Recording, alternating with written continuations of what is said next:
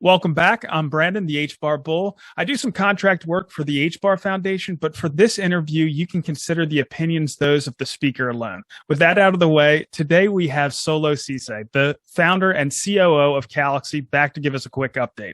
Thanks for coming on, Solo.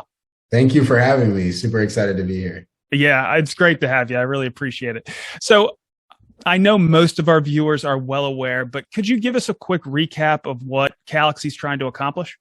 Yeah, absolutely. And so Calaxy is an open social marketplace. And I think the easiest way on the application side to think of us is just a layer on top of a decentralized protocol that is the creator's galaxy. But this application layer is very necessary for influencers, content creators to launch their own social tokens and NFTs and interact with their fans. So I'd say in a way, we're kind of like a decentralized version of like a Cameo or a Patreon or some of those mainstream layer 2 social media applications that arose for influencers to monetize their communities a lot better.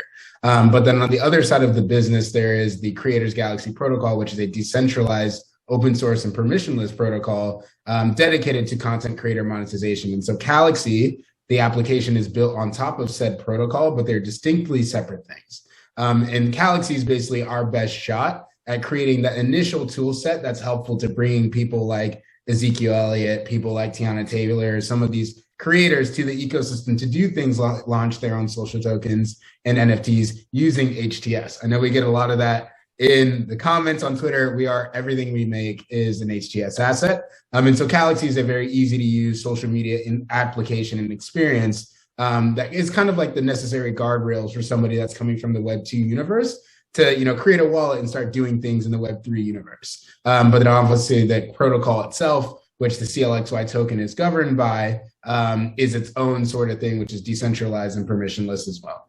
So that's kind of what we are. And there's sometimes a little bit of a confusing kind of learning curve, but that's why we have 2 white papers. And, that's why, we are, structured the way we are.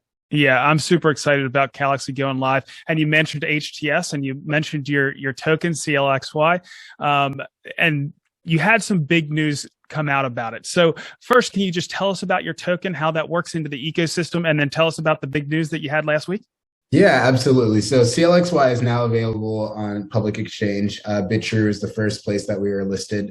So currently right now you can trade using USDT, but they're currently working on the ETH pairing as well. So you will be able to use that. And so that is the first place that we are listed. We're super excited to be at the forefront of bringing HTS assets to exchanges and hope to use some of our political capital and things like that to get on some more exchanges in the future. And so we're well into the diligence process there. But the CLXY token is meant to govern the Creators Galaxy. So like I said, it's a decentralized permissionless protocol built on top of Hashgraph. And essentially, it's the way in which that governance and on-chain governance will be facilitated, but then also acts as sort of gas fees similar to Ether for the Ethereum network. So within every transaction that happens with the Creators Galaxy, you need to pay with a little bit of HBAR as well as a little bit of CLXY. So they are necessary by definition, but then also on the other side of it too, all the fee structures, the way in which the money flows through the ecosystem, all of the stuff is meant to be voted on by the community. And so people that are holders of CLXY will be able to pledge their opinions or proposals and have people vote on chain to, facilitate the changes necessary. Their HIP proposals for stuff. We have the CGIPs as well on our side of things on the Creators Galaxy. But essentially the CLXY token is a means for governance for that protocol. So you're talking about governance, you're talking about voting. I understand that you're going to have a DAO. Can you give us some more information about that? Yeah, absolutely. So the DAO is something that we're going to be looking to stand up in the future. Decentralization is something that happens over time. And so there are concerted plans in place to stand that up and allow it to have that sort of extra part of decentralization that happens. But we're super excited for the DAO to be able to have a sort of mini, if you look at the model of Hedera and the HBAR Foundation and that type of stuff, it's kind of, in a lot of ways similar to that. So they'll be able to extend and, continue the ecosystem growth through grants and different types of programs as well. So we're super excited to create not just an application that's really nice and fun with a lot of creators, but also create some very necessary, things for the ecosystem and allowing that to be something that can really grow long term and be kind of self-sustaining in the future. Yeah, sounds good to me. So, one of the things that we wanted to get into is, you talked about Bitrue. These secondary markets, how important are they to the HTS ecosystem overall? Yeah, absolutely. I mean, I think it's super important. I think the way exchange listings really work quite transparently for those who are less familiar is that it's one of those things where like the Hedera ecosystem is continuing to showcase its merit and things like that. Obviously, we're all believers. We're big maxis over on the Calaxy side, and so we see the vision. And so our part in helping bring that vision to larger audiences is by doing exactly what we did, which is create an HTS asset and look to get on a public exchange. The more of us, or the more projects like us that are building on Hedera, the more compelling it is for the world to kind of make way and give way to that, right? And integrating HTS into their product suite so that it's easier for other coins to get listed in the future. And so it was something that was very imperative on my mind, Spencer's mind, everybody that we work with. We've gotten so much support and overwhelming support from the ecosystem over the years that it was super important that we do our part in using our ability and whatever it is, our IP or anything, to bring it to those exchanges. So I think when you see us and you see some other projects look to do the same, it will be a lot easier for others, down the line to walk the path that we did. And so it's super important. Yeah, I mean, and I think Jam was actually the first token with Tune FM was the first token to get listed on Bitrue, and it made the path a little bit easier for you, and you're making the path a little bit easier for the next ones that come down the line. So talking about all that stuff, making the path a little bit easier. Last year, Spencer mentioned the possibility of your token getting listed on Coinbase. Is that still the expectation?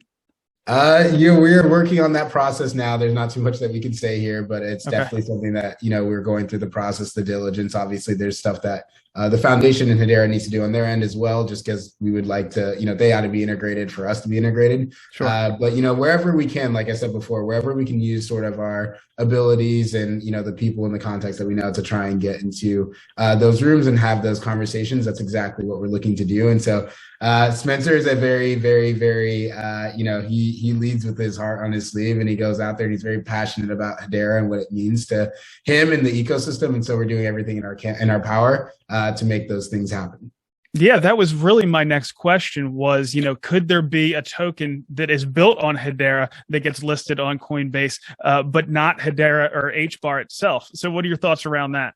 I would say that would be probably very unlikely. I'm not the technical person to tell you whether or not it's possible. I'm sure it's possible, but what would probably be more likely is them in tandem with something else. But all those conversations are being worked on, and we're really good talks with all the necessary parties to put a lot of effort and focus on it. But for us, what we're building on the Calaxy side, especially, obviously is a very consumer facing experience, right? So those sorts of entry points, that's where our market lives. Like the people that are buying social tokens, NFTs, teenagers that are really, into this creator economy, entertainment industry part, they have Coinbase accounts, right? They have FTX accounts, they have those types of things. So it is top of mind, and we're super excited to kind of work towards getting on to those big guys in the future.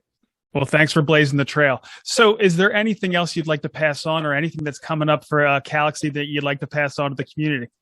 I think we've been pretty honest about, what we have going forward in our social channels. We do have some surprises up the sleeve, so I think I'll just leave it there. Leave the ambiguity there just to keep people waiting. But we're super excited, and we appreciate all the support that we've gotten. And we're excited to go out there and start scoring some points. Our founder Spencer is doing a lot of that himself. So yes, he is. We're gonna follow suit. Well, Solo, thank you so much for coming on today. I wish you guys the best. I think you're doing a fantastic job. Appreciate you. Thank you so much.